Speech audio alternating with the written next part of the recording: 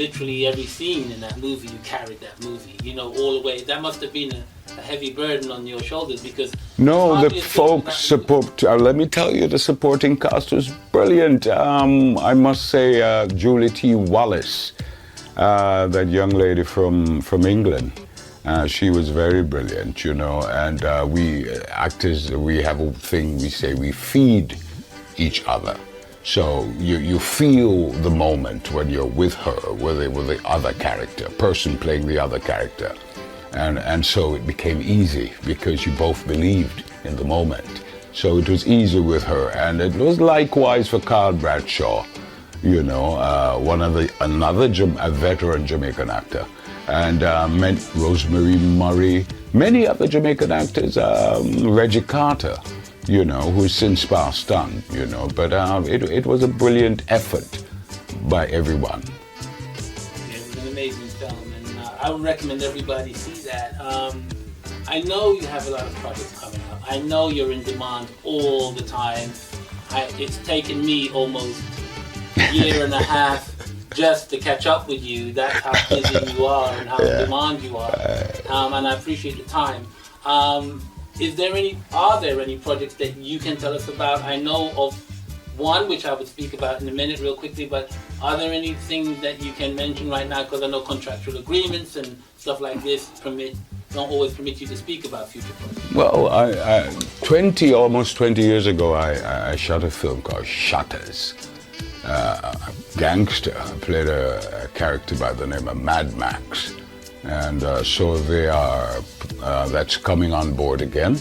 Shottas 2, a sequel. So I'm looking forward to that. I mean, again, I try to, like I do with every one of the characters that I get a chance to work with, I'm very detailed as an actor. So once again, I get an opportunity to...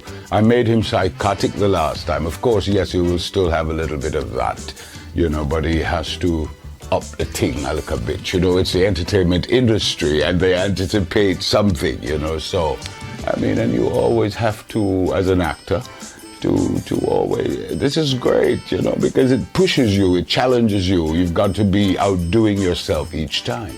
So, I'm really excited about that project. Well, I'm excited about it because I saw the original one and a lot of the original movies. And that was a lifetime ago, 20 years. Yeah, let's not talk about it too much, so I hate it. But I also remember, I know that there's a film that we're working on, August Farce, and Leroy Brown Chronicles, that we know that you're going to be doing some part in that. Yes, sir. Hopefully a major part in that film. And you're going to be playing a very deep character again in that project. How do you feel? I mean, I wanted you to be in this film someone that was both evil and at the same time not inhumane, you know. And no, you have that walking around every day. Yeah, it's a balance. Evil but not inhumane. Evil but not inhumane. All right. How do you separate?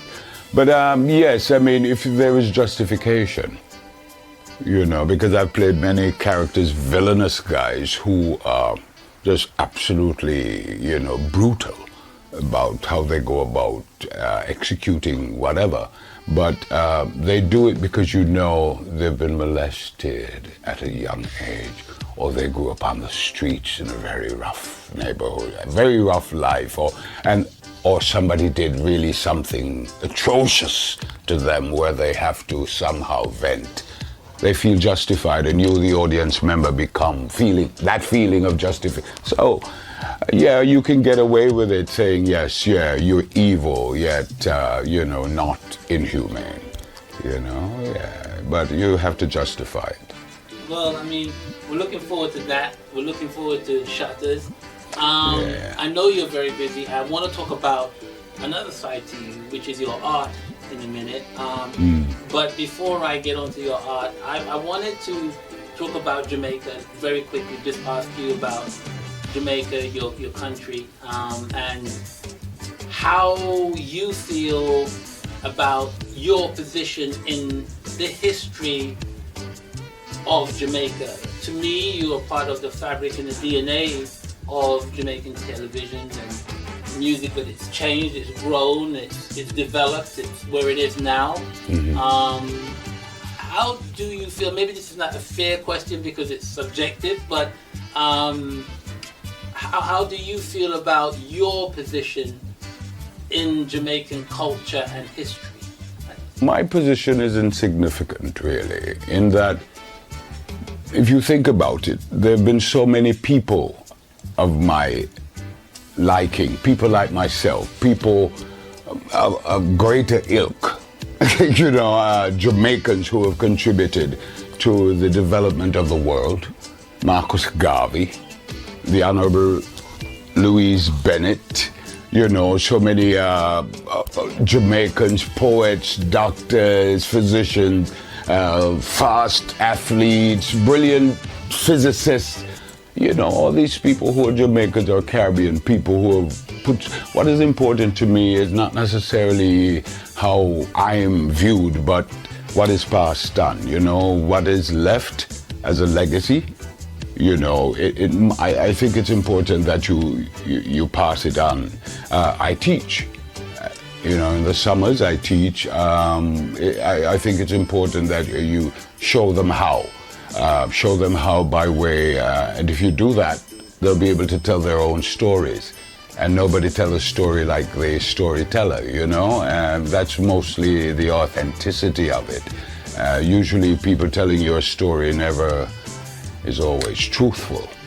But, you know, you need to tell your own story. And if you show them how to do so in a very cost-effective way, like I have an initiative called Shoot with the Camera, Not with a Gun, where I go to schools and within 3 days, what I do, I sit with the students, I talk to them about any story.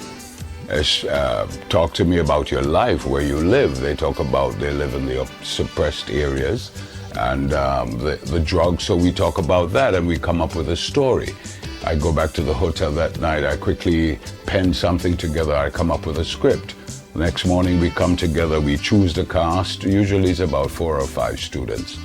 And then I have also students attached to the cameraman, the sound man, you know, and they're attached all day, every day. So everything the sound man does or the cameraman does, the student is on it. Sometimes they're holding camera as well. So it's that kind of thing. So by the end of the 3rd day, the film is shot, edited, and they're sitting there in the audience. And then the film starts rolling. And you see the look on their faces, priceless, you know. It's worth it because if just one of those students, if it sticks to just one, you know, it's worth it, Bridget. Yeah, I feel that. Yeah. You definitely have inspired untold amount of people, including myself. You know, you've inspired me. Good. And I'm sure that people will come up to you and tell you what you've done for them, but most of the time you don't see this, you know? Mm-hmm. Do you feel the pressure to give back all the time, or do you just find this the easy part of the game for you? No, my mother used to say, don't give away your ass and shit through your ribs. And it's true, you know, because people can be cold, but then if I'm coming from a mother who used to do the same thing, you know, I grew up in a house where there were people who were strangers, where my mother treated them just as she treated her own kids. So she sort of, I got the trait from her, you know. So it's all right too. I don't feel pressure in that it comes naturally, you know, so there is no pressure. Yeah. Well, Paul, before we go on to quickly talk about your pictures. My whom? Your paintings. Sorry, your paintings. Ah. Which are pictures in themselves. Pictures of the soul, pictures of the heart. That's all right. What would you like to say would be, or what would you like to leave as your legacy? What do you want your legacy to be? I just want to do the work. I'm involved in 110%. So whomever comes and gaze upon it, or, they will understand that this man really did put out 110%, and this is what 110% looks like. So next time I'll try for 120, and that'd be good. That'd be good stuff. Well, thanks for your time.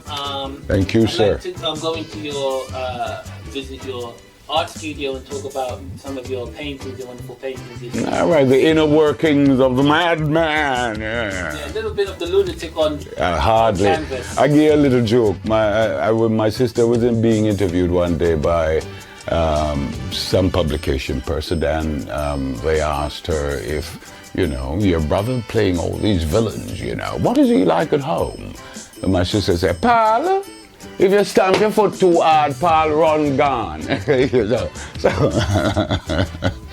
for those who really know, it's all good, all peace and love. Let's go to the studio. Hello, I'm Paul Campbell, and this is the side of Paul Campbell that talks about the fine artist in me. This piece is called The Flower Girl.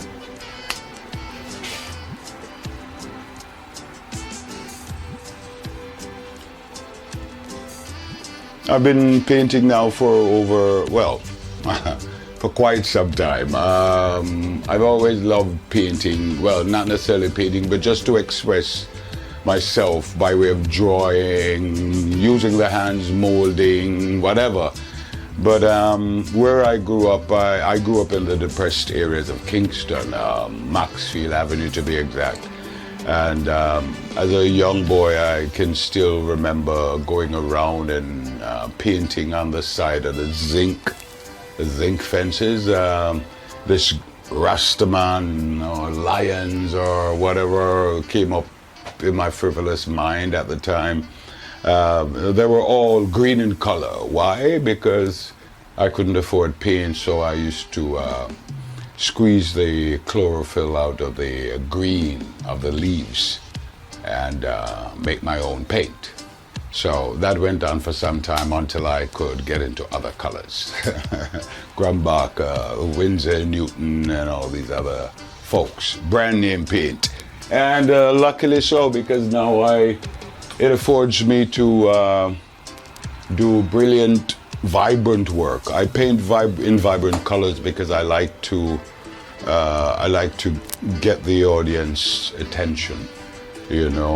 Sometimes the subject matter is not necessarily the greatest or the happiest, but the colors are very vibrant, and it's always going to have you have a look.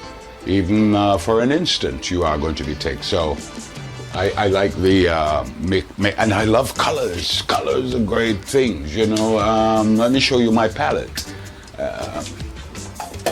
My palette is, in fact, a plate. I go through them. This is probably 3 weeks' work. That's a lot of paint, right? Yeah, but see how colorful this is? Yeah. I love painting. That's another way of expressing myself, saying some things that I cannot say in this politically correct world. And, so I still can express it, and then the greatest thing is that then you, the onlooker, will have to interpret in your own interpretation.